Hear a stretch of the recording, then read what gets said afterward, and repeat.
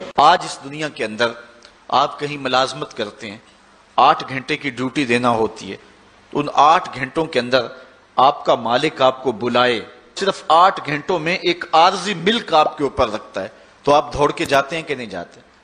آپ کے مہمان بھی آپ کے پاس بیٹھے ہوں اور آپ چائے بھی ان کو پلا رہے ہوں، لیکن باس بلا لے آپ کو اور وہ گھنٹی دے تو آپ بیل پہ سب کو چھوڑ کے بھاگتے ہیں کہ نہیں بھاگتے؟ مہمانوں سے بھی معذرت کرتے ہیں، مجھے باس نے بلایا، آپ دوڑتے جا رہے ہیں۔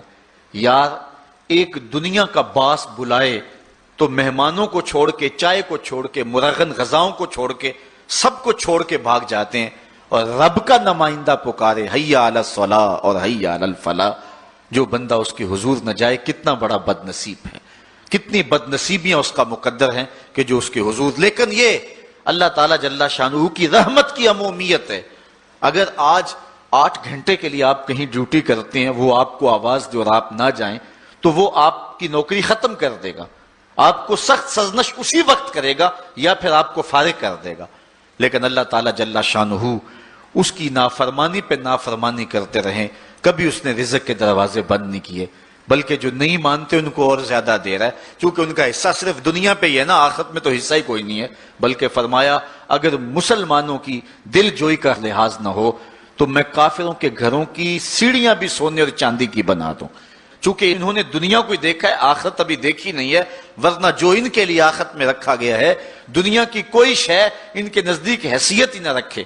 بلکہ حدیث میں آتا ہے، صاحب مشکات نے اس کو لکھا کہ دنیا کے اوپر جس کو سب سے زیادہ تکلیفیں پہنچی ہوں گی وہ جنت میں لے جایا جائے گا، اور ایک مرتبہ جنت میں جو ہے وہ داخل کر کے نکال دیا جائے گا، اور کہا جائے گا کہ بتا دنیا کے اوپر تجھے بڑی تکلیفیں پہنچی؟ وہ کہے گا یا اللہ مجھے تو کوئی تکلیف پہنچی ہی نہیں ہے۔ جنت کی صرف آب و ہوا سارے دکھ ختم کر دے گی۔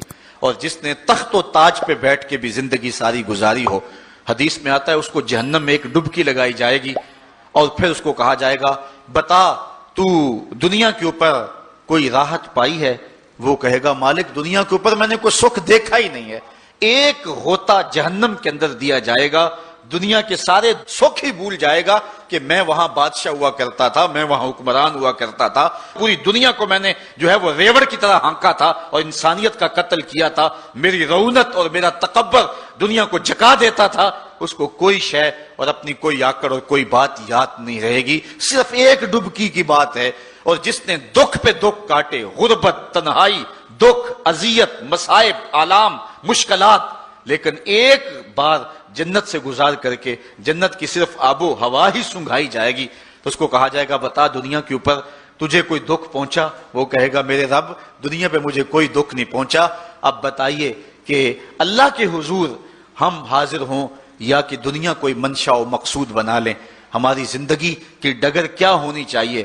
پہلی بات تو یہ ہے کہ جنت کے مقابلے میں اس دنیا کی حیثیت ہی کوئی نہیں، اور دوسری بات اگر دنیا کے اوپر ہم عزتیں، سرخرویاں جس کو ہم سمجھتے ہیں یہ سرخرویاں ہیں وہ پا بھی لیں تو وہ کتنا کو عرصہ ہے، پھر اس کا حساب بھی تو ہم نے دینا ہی دینا ہے۔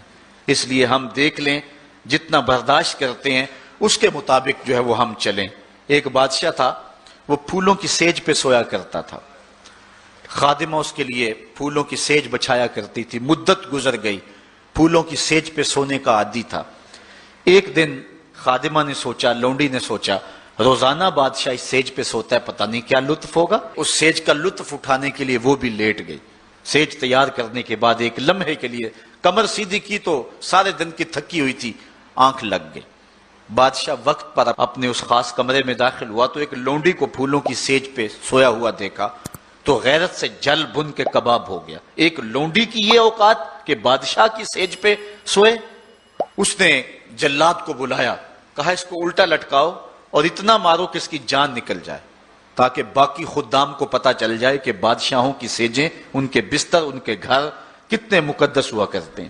لونڈی کو الٹا لٹکا دیا گیا اور جلاد ضرب پہ ضرب لگا رہا ہے، کوڑے پہ کوڑا مار رہا ہے۔ وہ چیختی ہے، روتی ہے، بچا لو مجھے، میری جان نکل رہی ہے۔ روتے روتے کیا خیال آیا کہ اس نے ہنسنا شروع کر دیا۔ بادشاہ نے جلاد کو کہا رک جا، اس لونڈی سے پوچھ روئی کیوں ہے، اسے یہ بھی پوچھ ہنستی کیوں ہے۔ جلاد نے کہا لونڈی بتا روتی کیوں ہے؟ اس نے کہا تجھے نہیں پتا جب کوڑا لگتا ہے تو جان نکلنے کو آتی ہے، نزع کا عالم طاری ہو جاتا ہے۔ کہا یہ تو سمجھ ہے لیکن ہنستی کیوں ہے؟ کہا ہنسی مجھے اس بات سے آئی ہے کہ چند لمحوں کے لیے سوئی ہوں، اتنی تکلیف کاٹ رہی ہوں، سوچا عمر بھر ہو گئی سوتے ہوئے، جس کو اس کا کیا بنے گا، جس کی زندگی بیت گئی اس سیج پہ سوتے ہوئے اس کا کیا بنے گا۔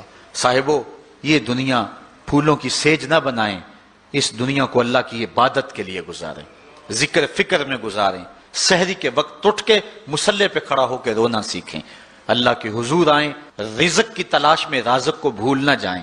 تم سمجھتے ہو دکان بند کر کے چلے گئے تو شاید میری آج کی سیل کم ہوگی، سیل دینے والا، رزق دینے والا، رزق کے دروازے کھولنے والا وہ رب ہے۔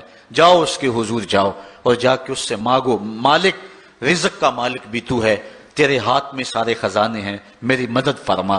دیکھنا کہ رحمتوں کے کس طرح دروازے کھلتے ہیں اور جو تمہیں ملتا ہے اس میں برکت کتنی ہوتی ہے۔